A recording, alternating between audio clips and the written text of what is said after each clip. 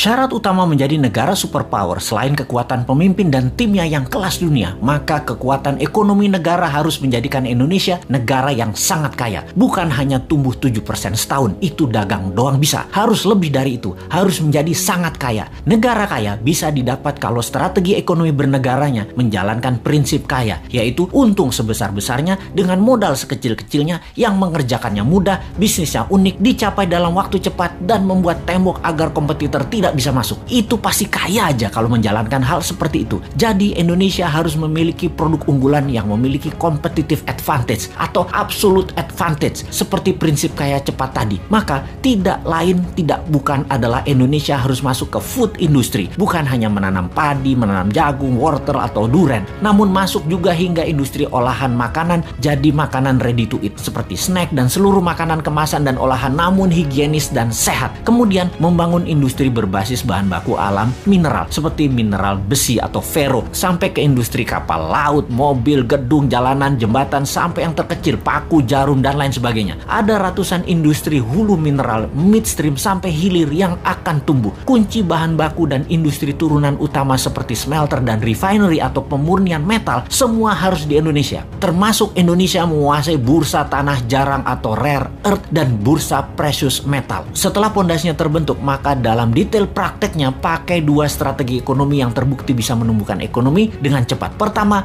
bottom up, dari bawah ke atas, di mana kita akan membuat UKM scale up dari 20 juta pengusaha kelas kecil saat ini, 50%-nya dalam waktu 10 tahun menjadi pengusaha kelas menengah, dan 50% kelas menengah tadi menjadi kelas besar dengan pinjaman 0% menggunakan printing money. Yang diutamakan adalah industri serta manufaktur. Yang kedua adalah trickle down, dari atas ke bawah, di mana kita akan membuat 1000 konglomerat baru. Program ini bernama Bossman Boys. Setiap provinsi akan diseleksi mereka yang nasionalis, sudah memiliki pengalaman bisnis minimum 10 tahun, sudah memiliki organisasi dan tim manajemen yang tangguh. Mereka rata-rata akan diberikan standby loan 5 triliun rupiah tanpa bunga yang harus dikembalikan dalam 7 tahun utuh. Seleksinya nasional berdasarkan prestasi, meritokrasi sistem. Yang terpenting karakternya adalah NKRI garis lurus, visioner, agresif, dan terukur. Oligarki mules nih kalau program ini dijalankan. Makanya jangan pilih Mardigu jadi presiden.